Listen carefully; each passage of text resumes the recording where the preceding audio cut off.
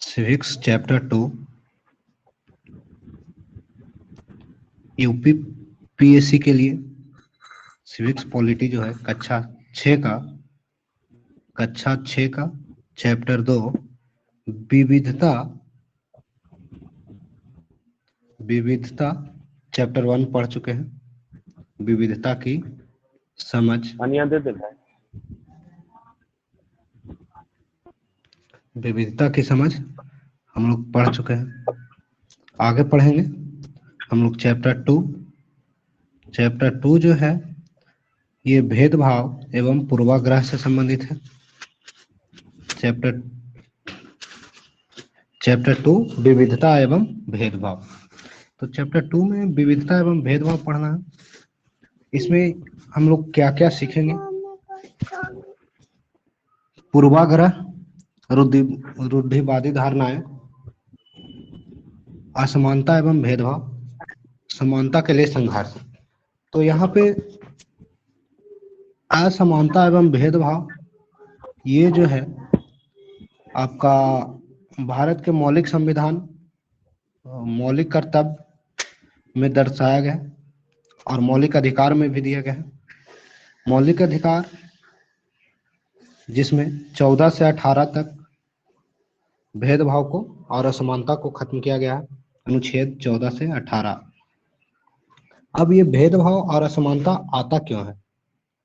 तो भेदभाव असमानता के लिए देखने से पहले हम लोग कुछ क्वेश्चन देख लेते हैं, क्या क्या प्रश्न इससे आ सकते हैं या कौन कौन से चैप्टर में ये आती है। तो पहला चीज ये यूपी पीसीएस में भी आ सकता है, बीपीएससी में भी आती है इस चैप्टर से, RPSC Rajasthan public, MP PCSC, CGPSC, उसके अलावा रेलवे, एसएससी, बिहार पुलिस, इन सभी परीक्षाओं में पूछा जाता है। अब बीपीएससी यूपीएससी के कौन सा टॉपिक में आएगा? तो प्रश्न पत्र खंड 2 का जीएस पेपर पार्ट 1 इकाई 1 में वैचारिक तत्व, उद्देशिका, मूल अधिकार, उद्देशिका और मूल अधिकार हमें पढ़ना होता है। उद्देशिका, मूल अधिकार, राज्य के नीति निर्देशक तत्व और कर्तव्य। तो मूल अधिकार यहाँ जो है उसी के बारे में जानना है।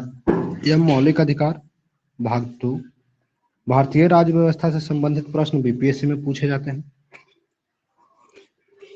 अब देखते हैं कैसे क्या और सीखेंगे। पहला चीज तो इस चैप्टर से निबंध भी लिख सकते हैं, सामाजिक मुद्दे को जानेंगे, पेपर में क्या किस प्रकार से इसको इकट्ठा करें।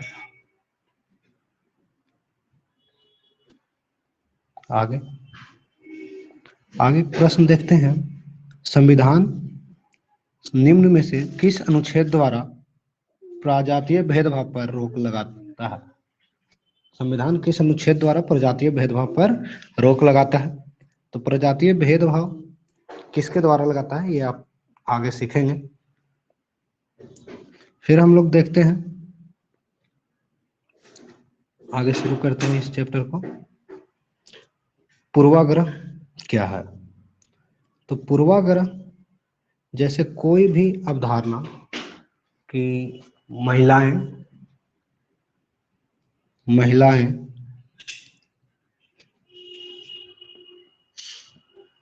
पुरुषों से कमजोर होती हैं, लड़कियां लड़कों के बराबर काम नहीं कर सकता, या फिर किसी और भी प्रकार का पूर्वाग्रह, जैसे बिहारी लोग बदमाश होते हैं, पूरे भारत में जाना जाता है। तो ये मन में एक अवधारणा है जो लोग खुद को बना करके रखते हैं। अब अच्छे बिहारी लोग भी कहीं दूसरे जगह जाएगा तो उस बिहारी सुन करके उसके मन में एक पहले से धारणा बनी हुई रहेगी, उसे ही पूर्वाग्रह कहते हैं। और यह धारणा ही विकसित होकर के जब ये धारणा उस बिहारी को एक, उस बिहारी को अगर किसी हीन भावना से देखे तो वो रूढ़िबद्ध कहलाता है। और अब इसमें देखिए कि हीन भावना से अगर देख रहा है तो उसके प्रति विचार भी अलग होगी। इसमें क्या आएगी, तो पहला चीज तो जैसे हम लोग देखे हैं कि कुछ बिहारियों को गुजरात से भगाया गया, महाराष्ट्र से भगाया गया, तो यह असमानता और इसमें भेदभाव, असमानता और भेदभाव आती है। भेदभाव, गुजराती लोग बिहारियों से भेदभाव किए, उसी प्रकार से बिहारियों से गुजराती,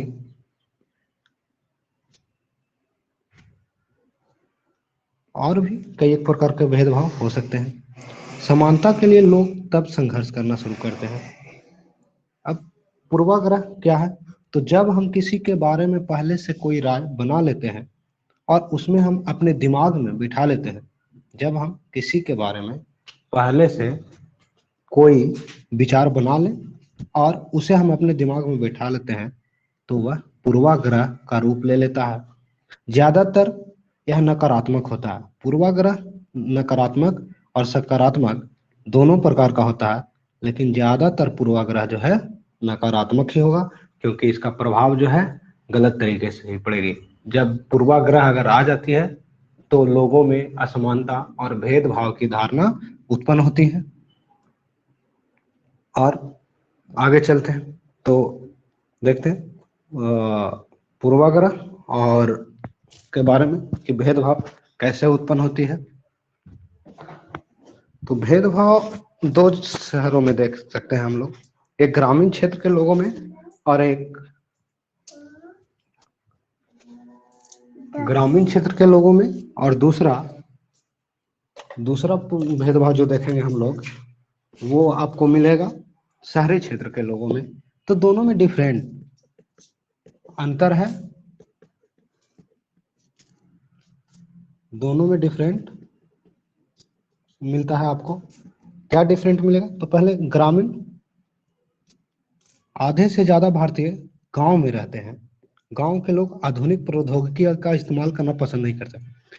शहर में रहने वाले लोगों के मन में एक पूर्वाग्रह बना हुआ है। वो ये कहते हैं कि गांव में रहने वाले लोग, आधे से ज्यादा भारतीय लोग गांव में रहते हैं। लोगों के बीच मन में एक पहले से ही, जो विदेशों में रह रहे हैं वो लोग पहले से ही एक अवधारणा बना करके रखे हैं कि उस भारत में आधे से ज्यादा लोग गांव में रहते हैं। दूसरी चीज, गांव के लोग आधुनिक प्रौद्योगिकी का इस्तेमाल करना पसंद नहीं करते हैं। ये पूर्वाग्रह है। आधुनिक प्रौद्योगिकी का आज गांव में भी इस्तेमाल होता है। लोग मन में बैठा करके रखे हुए हैं कि लोग आधुनिक प्रौद्योगिकी का इस्तेमाल नहीं करते। तो ये मन में बैठाने वाली बात ही, जब कोई व्यक्ति किसी राय को पहले से ही अपने दिमाग में बैठा लिए तो उसे पूर्वाग्रह कहा जाता है। अब कहता है, फसल की बुआई और कटाई के समय परिवार के खेतों में 12 से 14 घंटे तक का समय पर काम करते हैं। ग्रामीण लोग काम की तलाश में शहरों की ओर स्थानांतरण करने को बाध्य हैं। तो पूर्वाग्रह का प्रभाव है ये कि ग्रामीण लोग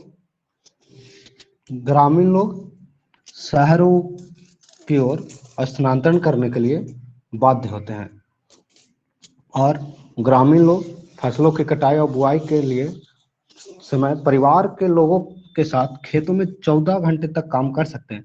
वहीं शहरी लोगों में क्या है, तो शहरी जीवन बड़ा आसान है। यहाँ के लोग बड़े बिगड़े हुए और आलसी होते हैं। शहरों में लोग अपने परिवार के सदस्यों को बहुत कम समय देते हैं। ये मन में लोग पूर्वाग्रह बना के रखते हैं। शहरी लोग केवल पैसा की चिंता करते हैं, लोगों की नहीं।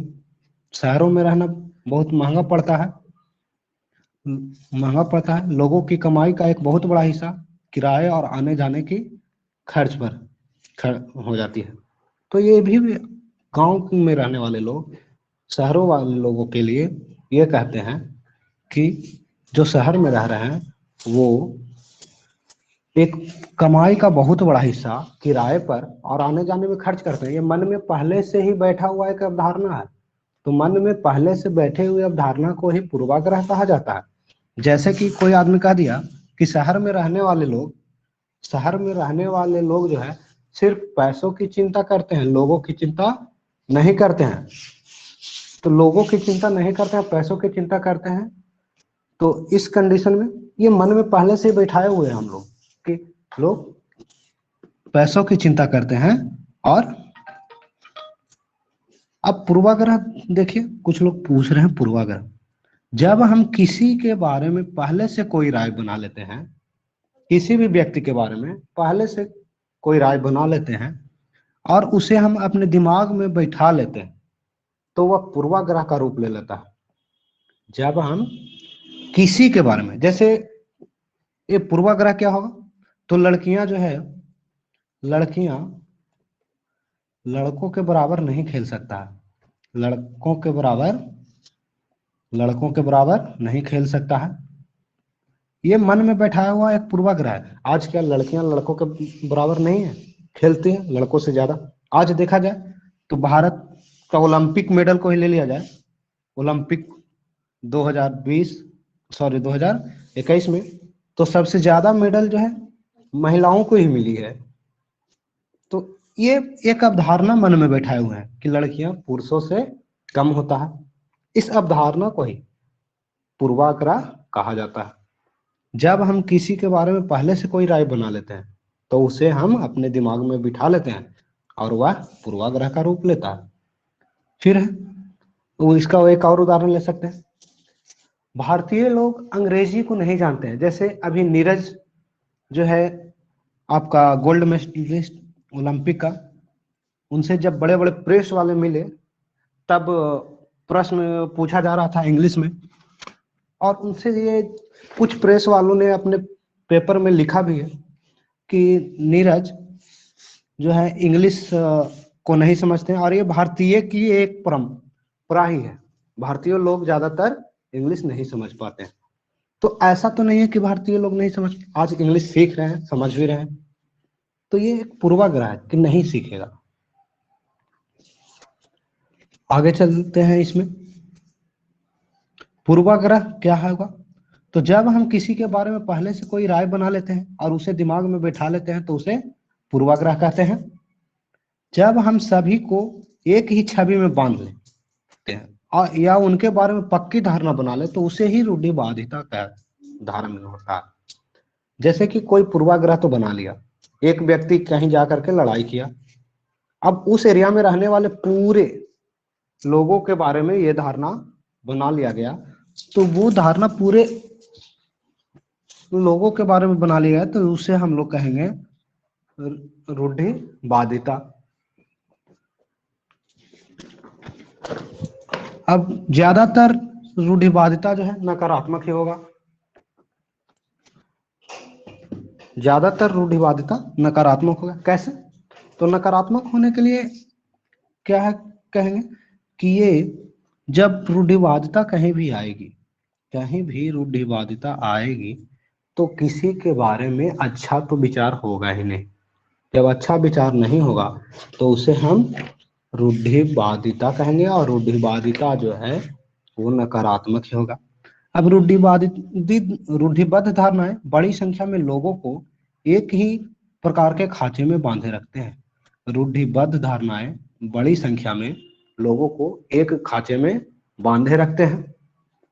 तो ये कैसे, तो जैसे कि महिलाएं जो है पूरे के पूरे महिला जाति को ही बांध करके रखता है कि महिला पुरुष से कमतर है।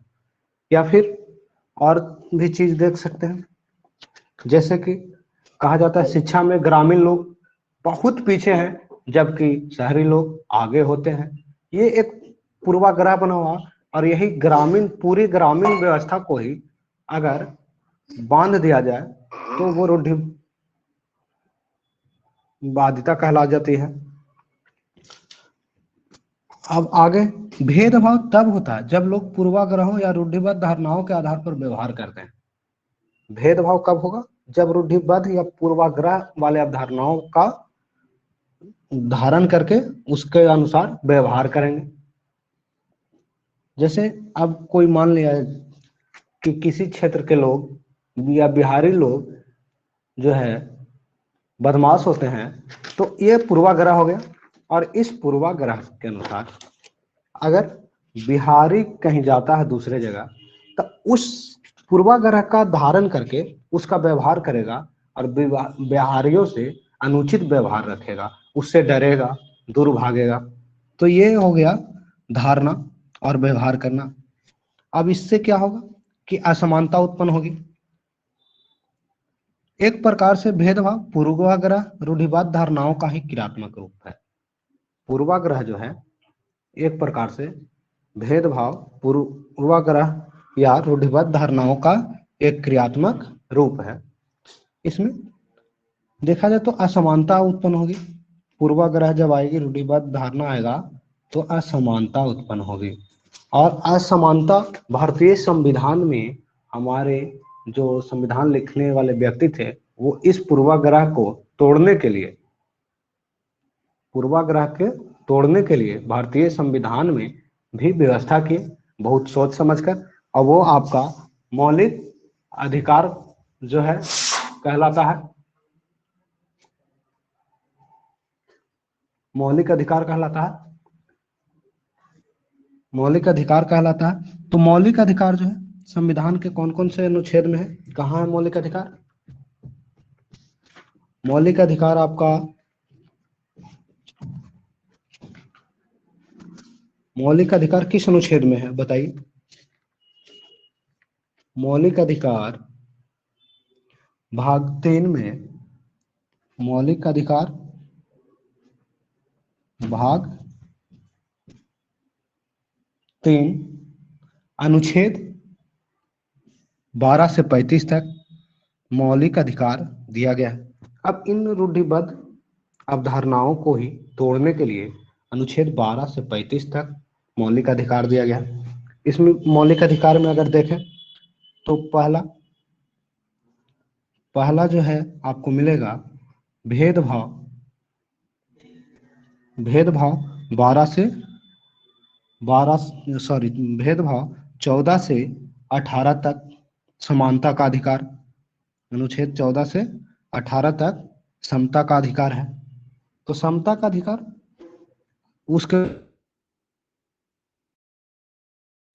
रूढ़िबद्ध अवधारणा है कि महिलाएं नहीं पढ़ सकती है, महिलाएं बाहर जाकर काम नहीं कर सकती है। तो इसको तोड़ने के लिए स्वतंत्रता दिया गया महिलाओं को। और ये स्वतंत्रता भारतीय संविधान में अनुच्छेद 19 में दिया गया है। भारतीय संविधान के मौलिक अधिकार भाग 3 स्वतंत्रता अनुच्छेद 19 में दी गई है। स्वतंत्रता का अधिकार, स्वतंत्रता का अधिकार 6 प्रकार का है। स्वतंत्रता का अधिकार 7 प्रकार की स्वतंत्रता दी गई है भारतीय संविधान में। भारतीय संविधान में 7 प्रकार की स्वतंत्रता। अब इन सभी पर एक एक से बारी बारी से चर्चा करेंगे। पहले देख लेते हैं, भेदभाव कई कारण से हो सकते हैं। भेदभाव किस कारण से होगा? तो पहला धार्मिक आधार पर, हिंदू मुस्लिम भेदभाव, हिंदू सिख, हिंदू ईसाई। फिर दूसरा आर्थिक आधार पर, जैसे अमीर गरीब। फिर सामाजिक आधार पर, उच्च जाति निम्न जाति। क्षेत्रीय आधार पर, मुंबई में एक राज्य विशेष के लोग के साथ भेदभाव, किसी विशेष राज्य के क्षेत्र के साथ लोगों के साथ किसी विशेष राज्य में भेदभाव किया जाए तो वो क्षेत्रीय हो गया। अब इसका कहाँ कौन कौन से अनुच्छेद में ये काम करेगा? तो धार्मिक आधार पे, तो धार्मिक आधार पे भेदभाव का निषेध किया गया है। ये अनुच्छेद कौन सी है? तो धार्मिक आधार पे भेदभाव का निषेध जो किया गया, अनुच्छेद 25 से 28 तक, अनुच्छेद 25 से 28 तक धार्मिक आधार पर भेदभाव का निषेध। उसके बाद आ जाइए आपका आर्थिक आधार पे। तो आर्थिक आधार पे है जो कि असमानता हो गई, उच्च जाति निम्न जाति, और क्षेत्रीय आधार पर। ये तीनों जो है अनुच्छेद 14 से, अनुच्छेद 14 से 18 तक आता है। अनुच्छेद 14 से 18 तक आपका ये 3 आएगा, 14 से 18 तक, जिसमें कि आर्थिक आधार पर अमीर गरीब, सामाजिक आधार पर उच्च जाति निम्न जाति में बांटा जाता है। क्षेत्रीय आधार पर मुंबई के एक राज्य विशेष में लोगों के साथ भेदभाव किया जाएगा। तो इसे खत्म करने के लिए अनुच्छेद 14 से 18 तक का प्रावधान है। अब देखेंगे सभी को एक एक करके बारी बारी से।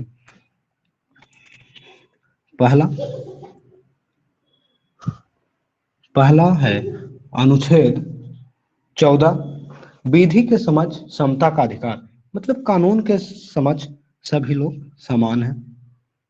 कानून के समझ सभी लोग समान होंगे, अमीर हो, गरीब हो, उच्च जाति का हो, निम्न जाति का हो, वो सभी विधि के समझ समान हो जाएंगे।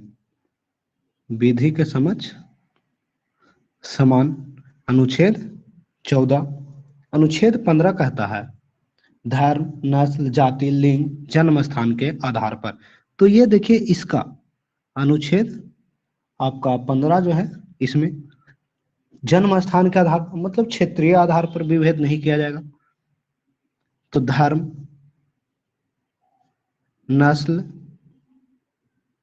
जाति, लिंग के आधार पर विभेद किया जाना। तो धर्म के आधार पर, सामाजिक आधार में, नस्ल के आधार पर, धर्म के आधार पर अनुच्छेद धार्मिक आधार, हिंदू मुस्लिम में विभेद। नस्ल के आधार पर तो ये आपका क्षेत्रीय आधार पर भी आ जाएगा। फिर जाति आधार पर उच्च जाति, निम्न जाति। लिंग के आधार पर स्त्री पुरुष, इस आधार पर विभेद नहीं किया जाएगा। अनुच्छेद अब देखते हैं 16। तो अनुच्छेद 16 कहता है लोक नियोजन के विषय में अवसर की समानता। तो हम लोग जब टाइम सर्वे ऑफ इंडिया पढ़ते हैं, time survey of use, time survey of time use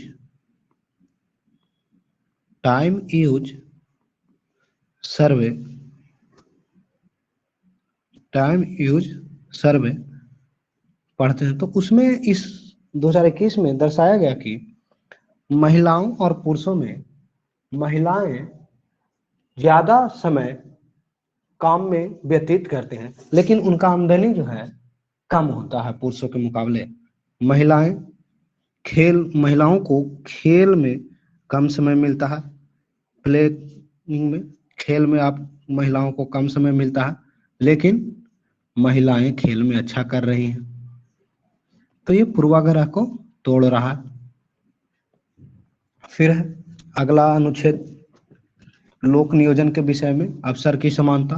तो लोक नियोजन के विषय में अवसर की समानता, यहाँ कहा गया है कि हर एक व्यक्ति को, चाहे वो कोई भी हो, अमीर हो, गरीब हो, हिंदू मुस्लिम हो, कोई भी विशेष जाति का हो, उच्च जाति का हो या निम्न जाति का हो, किसी भी क्षेत्र का हो, सभी को लोग नौकरी पेशा जो भी करना है उसमें अवसर की समानता होगा, समान अवसर दिया जाएगा।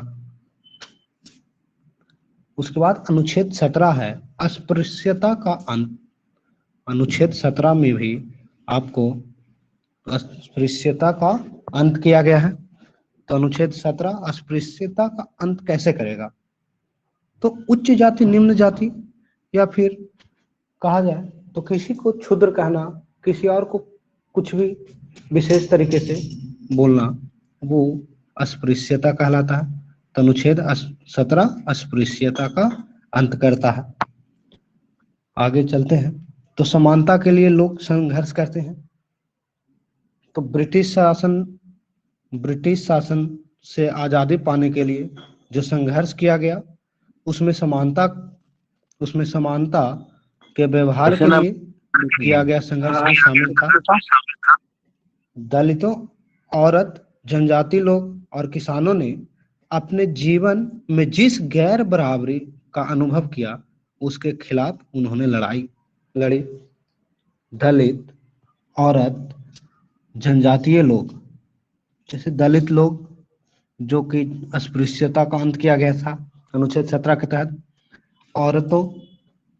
औरत और जनजातीय लोग, ये सब, और किसानों ने अपने जीवन में गैर बराबरी का अनुभव किया था ब्रिटिश काल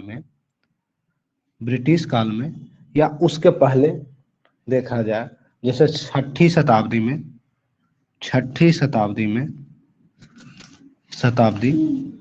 में देखा जाए या उससे भी पहले, तो छठी शताब्दी से पहले लोग 4 वर्णों में विभक्त थे। ब्राह्मण, क्षत्रिय, वैश्य और शूद्र। तो इन 4 वर्णों में सब बराबरी का हक मांगने लगे। ये 4 वर्ण जो थे, ये सब बराबरी का हक मांगने लगे और ये बराबरी का अनुभव किया और इसके खिलाफ लड़ाई लड़ी। तो आपसे प्रश्न पूछा जा सकता है कि बताइए कि हमारे संविधान निर्माताओं ने इतिहास से किस प्रकार मौलिक अधिकार को सीखा। तो यहाँ छठी शताब्दी से लेकर के दर्शाएंगे। फिर आगे देखते हैं, तो आगे देखते हैं कहता क्या अभ्यास प्रश्न है। ये आपका इंटरव्यू वगैरह में पूछा जाएगा। जैसे दिया जाएगा कि 2 डॉक्टर खाना खाते ने बैठे थे, उनमें से एक ने मोबाइल पर फोन करके कुछ कहा। तो दम्मा का पुराना मरीज है, एक के मोबाइल पर फोन आया, दम्मा का पुराना मरीज।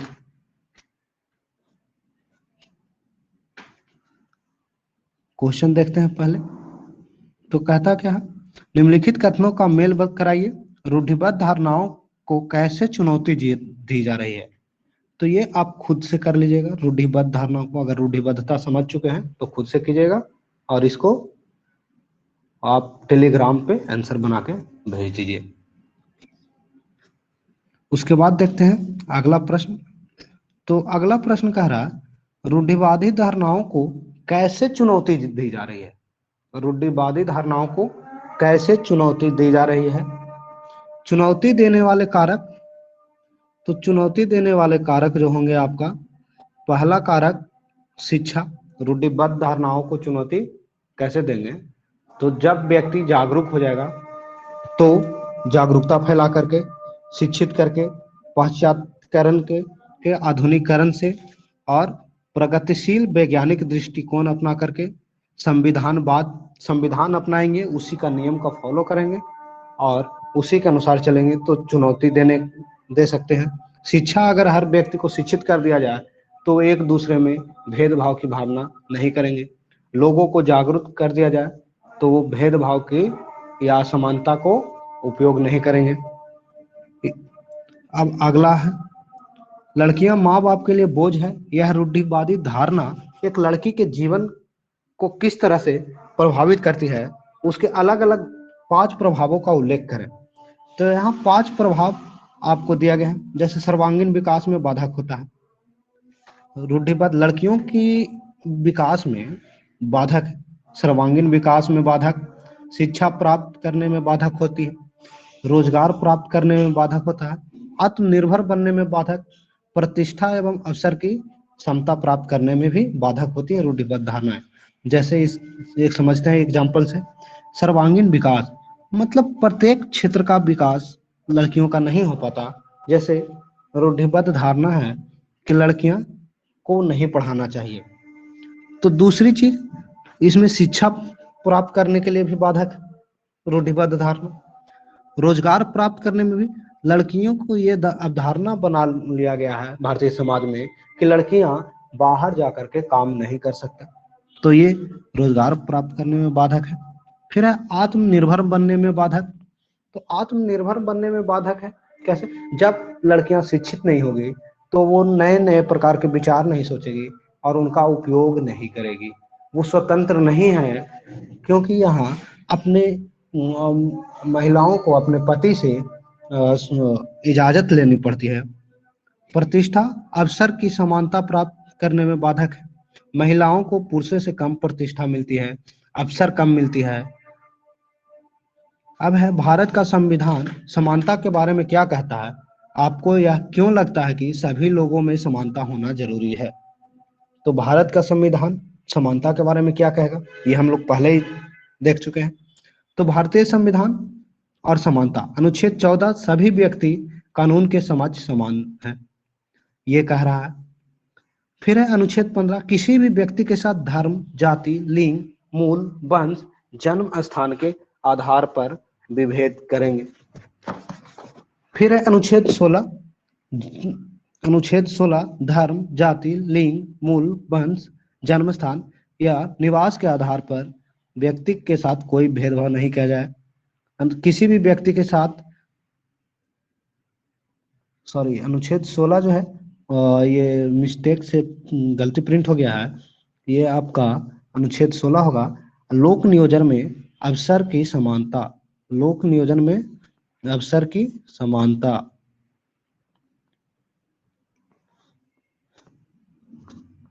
लोक नियोजन में अवसर की समानता है।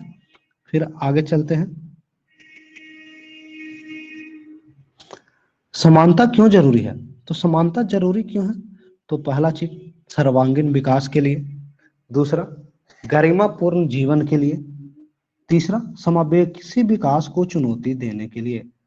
समावेशी विकास को चुनौती देने के लिए समानता जरूरी है। समावेशी विकास मतलब सभी क्षेत्रों से विकसित होना। उसके बाद आगे पढ़ें।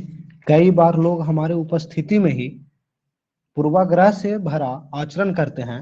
ऐसे में अक्सर हम कोई विरोध करने की स्थिति में नहीं रहते, क्योंकि मुंह पर तुरंत कुछ कहना मुश्किल जान पड़ता है। इस पर चर्चा करें कि आप दी गई परिस्थिति में क्या करेंगे।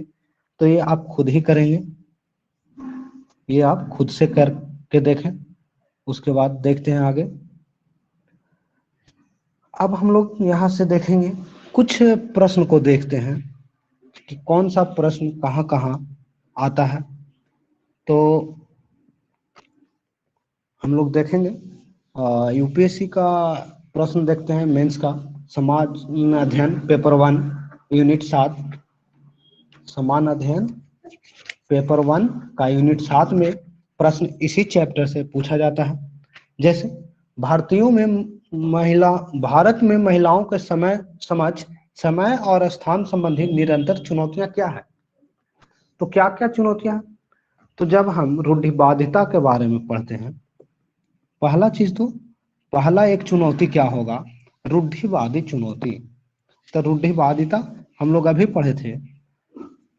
तो चुनौती, रूढ़िवादी धारणा को चुनौती देने वाले कारक, रूढ़िवादी धारणा को चुनौती देने वाले कारक क्या क्या है? तो शिक्षा, दूसरा जागरूकता, तीसरा पाश्चात्यकरण, आधुनिकीकरण, प्रगतिशील एवं वैज्ञानिक दृष्टिकोण, संविधानवाद। तो यहाँ यही पूछा गया है कि भारत में महिलाओं के समय और स्थान संबंधित निरंतर चुनौती क्या है? तो पहला तो समय से संबंधित चुनौती क्या होगा?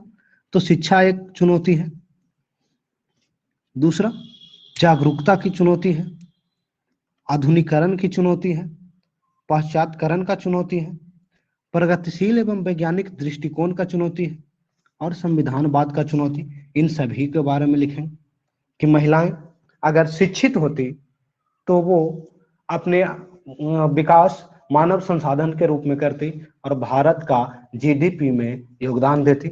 महिलाएं अगर जागरूक हो तो वो आज पुरुषों के बराबर हो सकता है। इस प्रकार से फिर एक प्रश्न और देखते हैं।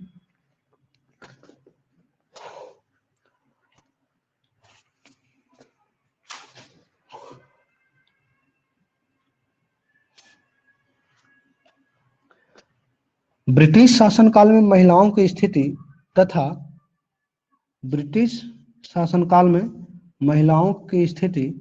तथा उनकी दशा सुधारने के लिए बनाए गए कानूनों की विवेचना कीजिए। वर्तमान में महिलाओं की क्या स्थिति है?